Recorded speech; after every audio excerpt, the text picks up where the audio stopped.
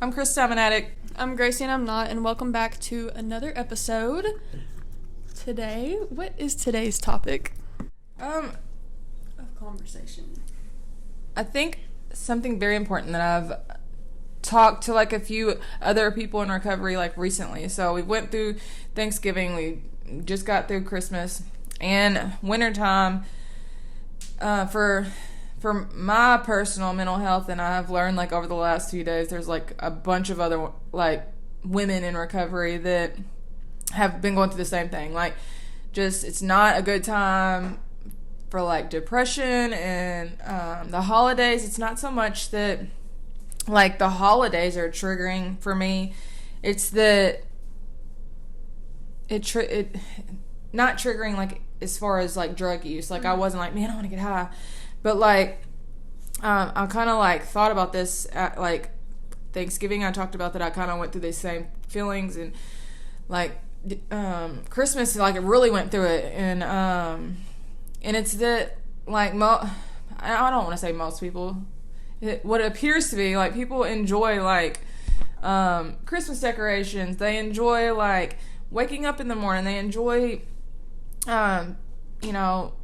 putting presents under the trees. Like, those are things that I have enjoyed in the past, you know what I mean? But for some reason, like, it feels like I'm going through like the motion of things, but I'm not really getting like joy or whatever like out of the things that I should be getting. So, like, then I'll overthink things like, is this my depression screaming at me? And then I would think about, like, times in the past when I've been in recovery where that's been, like, a really dangerous spot for me when I'm just going through the motions of stuff. Like, am I spiritually unfit? Why, like, I'm being, like, real snappy with my family and like, I just get really overwhelmed at family events. And it's not my family. They're fine. Like, it's, something internal. Like, this whole time in recovery have thought that I was having like this outward battle with like being a certain type of person and dealing with a different type of person, but really like the war has been like internal, like trying to like show myself grace when I'm feeling stuff like this, trying to correct things that I know are not good behavior. This is what my mind does all day long. Like, but earlier we were talking about, like, you've done some, like, presentations, would you say, like, on... So it kind of, part of that, like, feeling is normal for addicts after they, like, are in recovery because their brain pathways change. So, like, I have a little excerpt of it, but basically if there's something called neuroplasticity, and the definition of it is neuroplasticity is defined as the ability of the nervous system to change in activity to response to stimuli by reorganizing its structure, functions, or connections after injury. So the same thing happens with drug addiction and like long-term drug abuse is like basically the brain pathways change.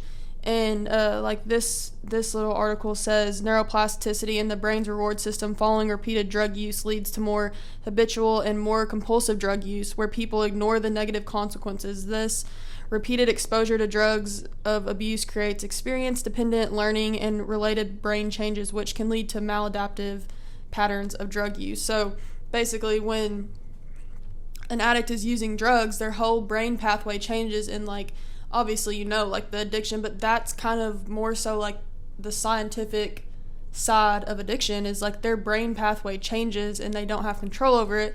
And so then over time, once they get sober, their brain pathways are already changed. So they're trying to like revert back after injury. And then your dopamine receptors have a huge drop after. Yeah, so that is why, like, in recovery this time, like, before, in the past when I've been in recovery, like, so I wasn't aware of, like, they would say, like, you use this drug, it's going to take this long for those receptors to be back to normal and your dopamine levels to be back to normal, blah, blah, blah, like, all that stuff. But, like, what I didn't realize early on in recovery years ago is that, like, I was chasing something else to give me, like, that instant dopamine, like, men, sex, working out, like anything that like, so that's why like this time around I've learned a little bit about that in different over the years in different places that I've been, that like I don't chase that, or I'm not saying I have, but then I'm like, okay, this is what I'm doing, like I'm just like trying to have like an instant thing. So like I've done a lot of reading and my own research. I've not been like educated by like a professional, but like just different things I could do naturally to do that, and that's like not eating sugar. Fail at that quite often. Like eating protein enriched foods, like working out. Those things can help boost your dopamine, like in a healthy, natural way. Reading. So those are things that I all know, but like then I get to this part of the year where like none of that I don't have the energy for any of it. So it's just like, again, I just feel like inside I'm at war with myself. Like I know what to do, but man, like I think it like that kind of has to do too with like addictive personalities in a way too. Like even after sobriety, like I think sometimes people chase like a dopamine like exercise or other things, like they find other things that they attach to, or like things that, you know what I'm saying? Absolutely. To chase the dopamine, like to try to rate, I don't know the correct like terminology, but don't know that that's what you're doing. Like you're just finding whatever to make yourself feel good. Right. Yeah. Like that's how it, like that's what ultimately what I was doing. Mm-hmm. I'm an addict. I like instant gratification. I like to, but that stuff like fades away very quickly. So this time there's been like lots of links of like just being uncomfortable and like trying to figure out what is like something that's gonna last much longer and like a lifelong process. I mean, it's a lifelong process. I'm always gonna be working on it, but like something that I'm very mindful of, like not chasing something that's just temporary. Mm-hmm. Like, so with that being said, like I have all these great like you should join the gym and start working out, and like my work schedule now is gonna allow me to do that. And like before I was just working, raising kids, going to sleep, repeat every day. Like now I'm gonna have a little bit more time to like do those things that can hopefully naturally make me feel better. We'll report back to you in 6 to 8 business weeks, business days. Well, I might not do it till then, so later on we'll tell you. I think like going back to the dopamine receptor, like the lower amounts of dopamine in the body, for a recovering addict, that's something to be mindful of and remember as a family member, as a friend or stuff, to remember that it's not always like when don't have like the energy or the willingness or the excitement to do things, it's not necessarily always like it's not them like choosing that behavior, or like sometimes I just feel like it's like almost like stereotypical thing, but like people are like, or you see it in movies and stuff, like somebody recovers from addiction and then their family members are like, get up and do this, like why aren't you grateful for this, or like, you know what I'm saying, like that is a huge like thing I feel like that is kind of brought in movies and stuff, and it's like, why can't you be grateful for these things? But there is still, through recovery, there's still so much that an addict battles with on a daily basis besides the fact of addiction, that like things that linger from their addiction but that they have no control over. And you can correct me if I'm wrong, but I feel like the family sees the addict physically recover so much quicker. Like, you go off to rehab or whatever, and within 2 or 3 months you put on your weight, you're talking, you sound better, like you're speaking more sane, like you're dressing better, your hygiene's better. So it seems like they're back to normal, but like mentally I'm still not recovered, man. Like I agree 100% with that, because, and I feel like maybe we've touched on this before, but personally for me, anytime like an addict is in recovery, you're always skeptical, and there's always like, I feel like a fine line of how you feel between the stress like of feeling like of dealing with an addict and not. But it is so like, I feel like when they're physically healthy and you see that through them, it's so like you're so easy to like it feels like 1,000 pounds is lifted off your shoulders, but there's still so much they're dealing with, and like you said, it's harder to realize the mental battle that they're facing, because that's internal stuff they're dealing with, and externally you look like you come back and it's like, oh my gosh, you're home, and you know everything's better when, you know, sometimes it's not like that for you always. Yeah. Or an addict. And that's what, like, I'm so grateful. For instance, like, I had this is gonna sound so bad, but like, so I stayed with my parents a couple of days over Christmas break. It was just easier for the kids, and so like it snowed, and this is gonna sound really selfish, but this is what I was going through. Like, so going through Christmas, the presents, just everything that goes along with Christmas. Like I was a little bit drained, and I just don't handle stress very well, and I'm learning. But then it snowed, and like the kids were wanting to go outside, and like my parents live out in the country, and like long story short, like the kids wanted to go sledding, and I wanted to take them out there and go sledding. And then I ended up doing it, but really I did it out of because I felt guilty because my dad brought to my attention, like, we did that stuff with you when you were a kid, and he's right, you know.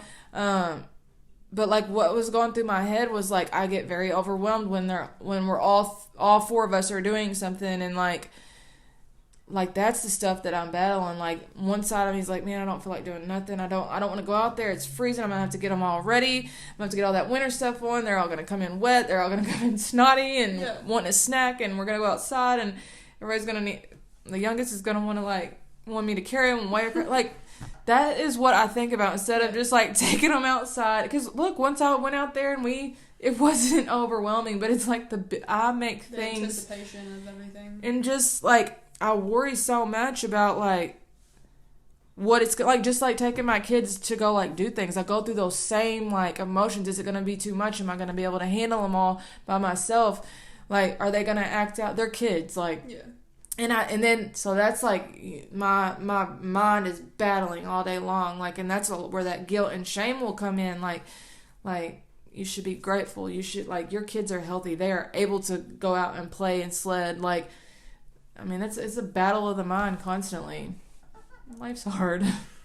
So something I was talking about with some other like-minded individuals was that, like, you know, when you are under the influence, when I was high on, I speedballed all the time. Like, I would be on opiates and meth, and, like, the opiates chilled me out. Like, I didn't have, like, the anxiety wasn't there. And then meth would give me the energy to do all this stuff that I want to do. So, and everything in between was just terrible. So let's just make that clear. Like, it's awful. But, like, whenever I would go and do things, like, everything just made me feel so good. I was so excited to do everything. Like, I had the energy to do everything. Like, I was super mom, you know? And then I get in sobriety, and everything feels like it takes so much work and, like, so much energy. And I get very depleted really quick emotionally, physically. Like, so we were talking, like, will I ever feel sober, though, like, the same way that I felt when I was high, like, doing daily things?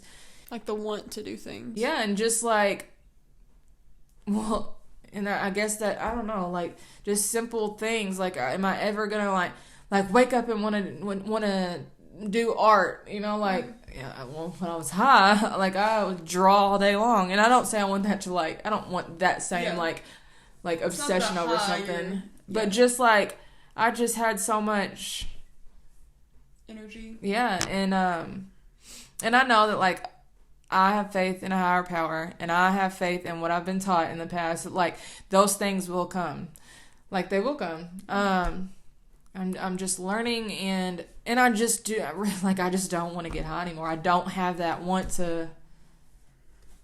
I don't want to get high. I think that's, like, a huge, like, unspoken, or maybe, like, I feel like a lot of times it's just not even, like, the realization of it, because, like, if you think, like, when you do, like, a normal brain function, your dopamine levels, let's say they're here, and then when you use drugs, your dopamine levels are, like, up here, and then you stop using them and they're, like, down here, and you know what I mean? Like, so that's, like, the reality of addiction, and I think that is that's just such a huge battle that needs to be talked about and realized, and it takes time. Like, I mean, I don't really know a lot of, like, the science behind it and stuff, but it takes time for those dopamine receptors to come back to normal, or at least halfway to normal. And you know, I'm sure it depends on how long you use drugs and, you know, the extent extensive, of everything. But that's so important, like such an important thing, I think, to be aware of. And definitely the amount, and like I used meth, quite a bit of it, and like that, I had someone in a healthcare facility tell me that like meth literally starts eating your brain, and like that is terrifying. And I remember laying in a hospital bed while this man's telling me, like, talking to me about the science of it, and like I'm grateful that I had that conversation, because it was like, what the heck am I doing, dude? Like, so like the reality of what the drugs was doing to my brain, even though it felt like it was making me feel good, like it was literally eating my brain away. This was kind of a short episode, but we hope you enjoyed. We appreciate you bearing with us as always and coming back and watching and supporting us. We're very grateful for it. So if you're in early recovery or struggling with the kind of things that we talked about, like, know that it's very common. You can get through it. Yeah, it's temporary. Like, hold on. Don't get that instant fix and relapse. I've done it. It's not worth it. It's just gonna be worse in the long run. So hang on, reach out, and don't give up. I would say too, like, just a little tidbit, but also I think like things which obviously like when you come home you're adjusted to life at home, but I mean there were things that when you first like came home and got back into reality, and there were things that overwhelmed you and like didn't bring you like joy and stuff necessarily, like it brought you more stress than joy that you can handle now. Yes, and when I was in long-term treatment and I would come home for the weekend, by the end of my visit I would be so ready to go back to the facility because it was just too much. Like, so don't feel guilty about that either. If you were in a long-term treatment, and you are probably not seeing this because you're not allowed to use the phone or internet, but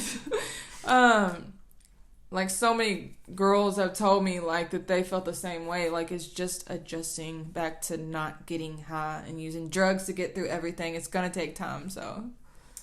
But as always, keep coming back. Keep coming back.